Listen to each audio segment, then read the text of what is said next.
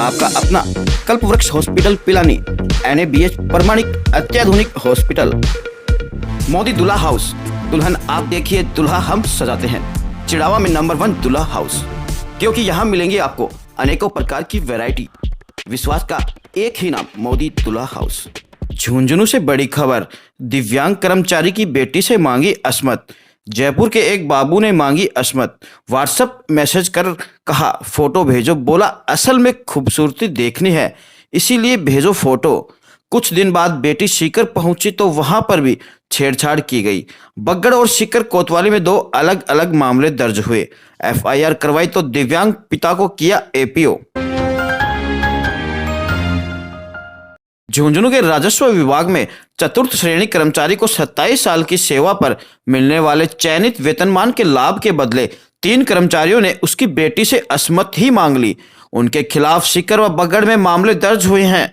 पीड़िता ने बताया कि उसके पिता के खिलाफ 2 से अधिक संतान के संबंध में प्रकरण विचाराधीन है, जिसके आधार पर पिता का 27वां ACP रोक दिया गया। यह काम करवाने की एवज में राजस्व अपील अधिकारी कार्यालय सीकर के वरिष्ठ सहायक गोपाल जोशी व चिरंजी लाल वर्मा ने पहले तो रुपए की मांग की। इसके बाद 20 अक्टूबर को राजस्व अपील अधिकारी सीकर के PA गोपाल जोशी ने फोन करके पीड़िता को सीकर ऑफिस बुलाया, जहां चैम्बर ले गए और अश्लील हरकतें की। बाद में वहां आए राजस्व अपील अधिकारी ने यह बात किसी को बताने पर पिता को नौकरी से हटाने की धमकी भी दे डाली। पीड़िता ने इनके खिलाफ 24 अक्टूबर को सीकर कोतवाली में मामला दर्ज करवाया। इसी प्रकार पीड़िता ने जयपुर में राजस्व विभाग के कर्मचारी भागीरथ यादव के खिलाफ बगड़ थाने में 23 अक्टूबर को रिपोर्ट दी और बताया कि भागीरथ यादव ने इस मामले में काम करने के बदले उसके मोबाइल नंबर व कई बार अश्लील मैसेज भेजे और शारीरिक संबंध बनाने को कहा। मामले में 2 रिपोर्ट दर्ज होने के बावजूद विभाग ने संबंधित कर्मचारियों के खिलाफ कोई कार्रवाई नहीं की है अभी तक। 23 अक्टूबर को बगड़ थाने में मामला दर्ज करवाने के बाद पीड़िता ने 24 अक्टूबर को सीकर कोतवाली में मामला दर्ज करवाया। इसके एक सप्ताह बाद 3 नवंबर को भू प्रबंधन अधिकारी ने पिता को APO कर उनका मुख्यालय भू प्रबंध अधिकारी जोधपुर कर दिया। कोतवाली सीकर में दर्ज मामले को लेकर सीकर कोतवाल कन्हैयालाल ने बताया कि राजस्व अपील अधिकारी कार्यालय में युवती से अश्लील हरकत करने के मामले में पीड़िता के बयान लिए गए हैं। आगे की जांच अभी चल रही है। वहीं झुंझुनू के बगड़ में दर्ज मामले में थाना अधिकारी श्रवण कुमार ने बताया कि पीड़िता के बयान लिए गए हैं। हमने CDR मंगवाई है। जांच में आरोप सही पाए जाने पर आरोपी की गिरफ्तारी की जाएगी। इधर मामले को लेकर राजस्व सेवा अपील अधिकारी राजवीर सिंह ने आरोपों को गलत बताया है। उन्होंने कहा कि बेवजह के आरोप लगाए गए हैं, बाकी पुलिस जांच में सामने आएगा। वहीं अब पीड़िता लड़की ने मीडिया को व्हाट्सएप चैट और कुछ ऑडियो रिकॉर्डिंग भी उपलब्ध करवाई है, जिसमें जयपुर भू प्रबंध आयुक्तालय के बाबू भागीरथ यादव कर्मचारी की पत्नी को खाटू श्याम जी आकर मिलने के लिए दबाव बना रहा है, तो वही रात में बात करने के लिए भी या फिर मिलने के लिए बोल रहा है। यही नहीं, उसने इस कर्मचारी की बेटी को व्हाट्सएप मैसेज करके उसकी फोटो मांगने और उसकी खूबसूरती को देखने की बात कह रहा है। आगे वीडियो के अंत में देखे कर्मचारी की पत्नी व अधिकारी की बातचीत के कुछ अंश। हालांकि चिड़ावा शिवनगरी इस ऑडियो की पुष्टि नहीं करता है। मामला 2 साल से चल रहा है, लेकिन हमारा कोई संतान संबंधी चल रहा था। 4 बच्चे हैं मेरे पापा के, इस वजह से तो उनका 27 ACP रोक दिया गया था।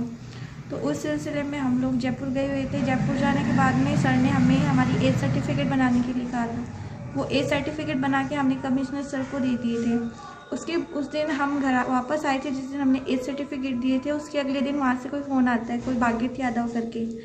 तो वो लोग बोलते हैं कि हम आपका काम करवा देंगे, आप बिल्कुल भी चिंता मत कीजिए। इस तरीके से 2-3 दिन तो उन्होंने नॉर्मल कॉल किए और ठीक बात की। उसके बाद में उन्होंने कुछ फ़ोटो वगैरह मंगवाने की बात कही थी हमारी, कुछ ऐसे चैट्स वगैरह उन्होंने की। उसके बाद में उनका फ़ोन आया, उन्होंने कहा मैं आपसे अकेले में बात करनी है। फिर मैंने फ़ोन अपनी मम्मी को दे दिया, उसकी रिकॉर्डिंग ऑन करके कि वो क्या बात करते हैं। तो रिकॉर्डिंग में उनकी इतनी शर्मनाक तरीके से उन्होंने बात की। उसके बाद में हम कमिश्नर कार्यालय में गए जयपुर। वहाँ पे हमने कमिश्नर सर से शिकायत की, तो उन्होंने बोला कि हम इसको सस्पेंड कर देते हैं, आप पुलिस वालों के पास मत जाना। अगर दोबारा ऐसी कोई हरकत आती है तब हम उनके खिलाफ सख्त एक्शन लेके उनको जेल में भेजेंगे। उसके बाद सर 20 अक्टूबर को मैं सीकर गई थी।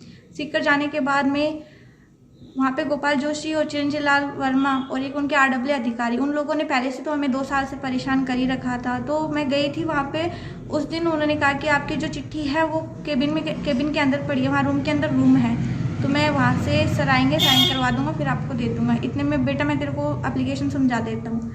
फिर मैं अंदर चली गई उनके साथ, उन्होंने मेरे साथ छेड़छाड़ की, मेरे प्राइवेट पार्ट सबको मतलब टच किया।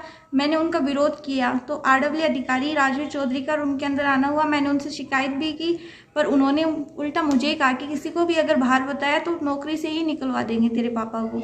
उसके बावजूद मैंने 2 दिन बाद घर पे आके पापा को बताया कि मेरे साथ ऐसा कुछ हुआ आपके ऑफिस में, तो उन्होंने मुझे रिपोर्ट देने के लिए कहा। मैं रिपोर्ट लेके गई, 3-4 दिन तक मेरे पास फ़ोन आते रहे कि आप रिपोर्ट वापस उठवाओ। 2 तारीख को मैंने साफ मना कर दिया, तो 3 तारीख को वो पापा का APO लेटर लेकर आ गई, इस बेसिक पे कि मैं तो शिकायत कि आप अपने बच्चे को भेज के हमारी शिकायत करवाते हैं। तो सर ये गलत है ऐसा करना। उनको APO कर दिया गया। मेरे पापा 4 तारीख से बीमार है, डेंगू के मरीज हैं। मैं उनकी छुट्टी लेके गई तो वहाँ के अधिकारी ने छुट्टी लेने से मना कर दिया। फिर मैंने कलेक्टर सर को छुट्टी दी तो उन्होंने छुट्टी मंजूर की मेरे पापा की।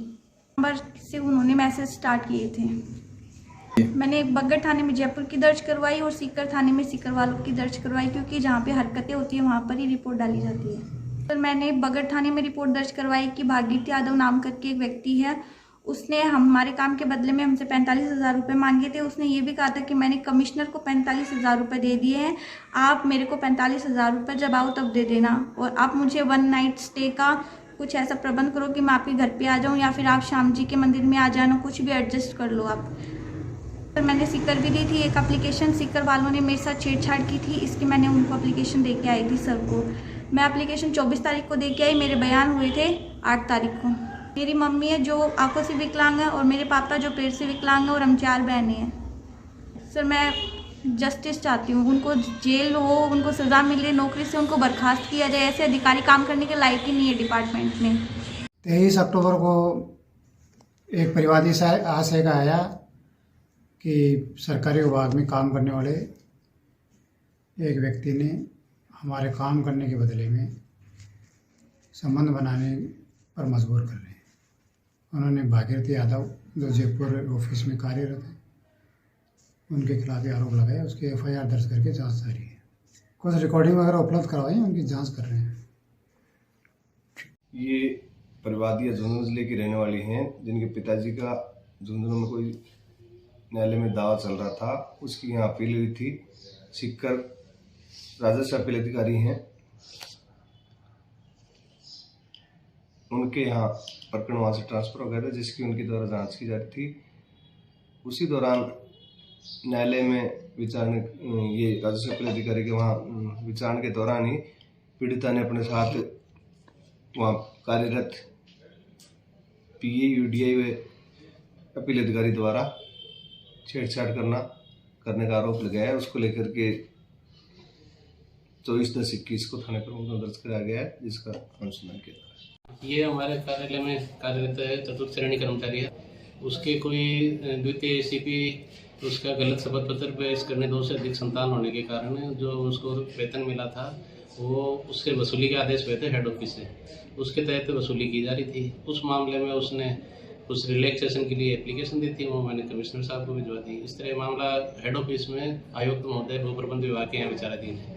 उसी से संबंधित कोई कागजात की नकल लेने दिनांक 20 तारीख को इसकी पत्नी और पुत्री आई बताई। हालांकि मुझे इसका कोई इल्म नहीं है कि वो आए थे नहीं आए थे, क्योंकि मैं उस दिन कोर्ट में सुनवाई कर रहा था।